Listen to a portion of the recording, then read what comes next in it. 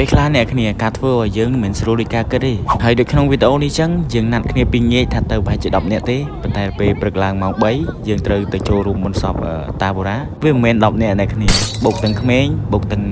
តាយាយវាឡើងទៅ10នាក់ជាងអញ្ចឹងពួកយើងខ្វះកន្លែងជិះអញ្ចឹងអ្នកដែលជិះក្រោយគេមានតែពួកខ្ញុំ3នាក់ហ្នឹងដោយសារពួកខ្ញុំជាប្រុសហើយផ្សេងទៀតមានតែចាស់ហើយនិងក្មេងពួកខ្ញុំជិះក្រោយហ្នឹងវាមិនមែនជាបញ្ហាទេអ្នកគ្នាតែអ្វីជាបញ្ហាគឺផ្លូវហ្នឹងហុយដូចអ្នកគ្នាឃើញស្រាប់ហើយផ្លូវដីក្រហមគឺហុយមែនទែនតែវាក៏ជាសំណាងដែរអ្នកគ្នាដែលបានយកខោអាវទៅផ្លាស់ប្ដូរក្មេងគឺចប់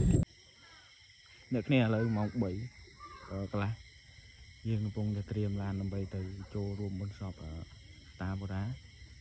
ហើយចាំមើលទៅដល់នោះចាំខ្ញុំថតឲ្យអ្នកគ្នាមើលថាសកម្មភាពខ្ញុំទាំងមូលអីខ្លះអូអញ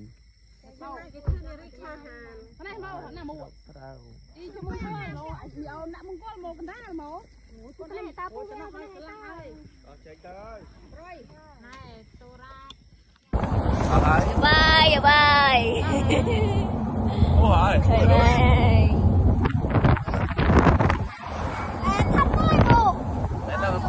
មកស្មានហើយអត់ប្រៃនេះអត់ទីស្រី Oh my god និយាយថ្មីមែនមើលនិយាយថ្មីមួយមើលនិយាយថ្មីមួយកាលដំបូងពេលដែលផ្លូវស្រួលគឺពួកខ្ញុំក៏មានអារម្មណ៍សប្បាយរីករាយតាមកូនក្មេងដែរតែដល់ពេលមកដល់ផ្លូវដីក្រហមគឺធ្វើឲ្យអារម្មណ៍ពួកខ្ញុំគឺរោរ៉ាមែនទេដោយសារដីហុយផងមិនត្រឹមតែផ្លាកខោទេគឺចូលទាំងភ្នែកទៀតអញ្ចឹងធ្វើឲ្យពួកខ្ញុំពិបាកជិះមែនទេអញ្ចឹងអារម្មណ៍របស់ពួកខ្ញុំពេលហ្នឹងគឺពិបាកទទួលយកមែនទេតែធ្វើម៉េចគឺទ្រាំធ្វើម៉េចឲ្យដល់កន្លែងបុណ្យអញ្ចឹងសកម្មភាពទាំងមូលគឺយើងនឹងដាក់វីដេអូសិននៅនេះគ្នាមើលតែពួកក្មេងៗគឺសប្បាយមែនទេគឺពេលខ្លះគឺចង់កើតទៅជាក្មេងវិញដោយសារទោះក្នុងកលៈទេសៈណាក៏ដោយគឺនៅតែសុបាយរហូតខ្ញុំមិនបាច់និយាយច្រើនទេអ្នកគ្នាមើលខ្លួនឯងទៅបើបន្ទាប់ជិះឡានអស់រយៈពេល80ម៉ោងពួកយើងក៏បានមកដល់កន្លែងបុណ្យបានដោយជោគជ័យហើយពួកយើងក៏បានជួយបម្រើភ្ញៀវម្ចាស់បុណ្យហើយក៏យើងបានមកញ៉ាំបបរជុំគ្នាឥឡូវបានត្រឡប់មកពីកន្លែងបុណ្យវិញហើយមើល outfit បាទផ្លូវខ្វៃ outfit គឺប្រឡាក់ស្មោញមែនទេហើយមុខក៏ប្រឡាក់ដែរសាក់ដីក្រហមនេះ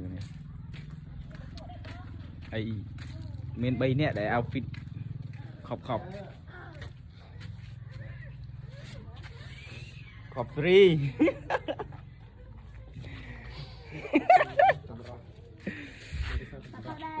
បាត់គីរ៉ាទៅណា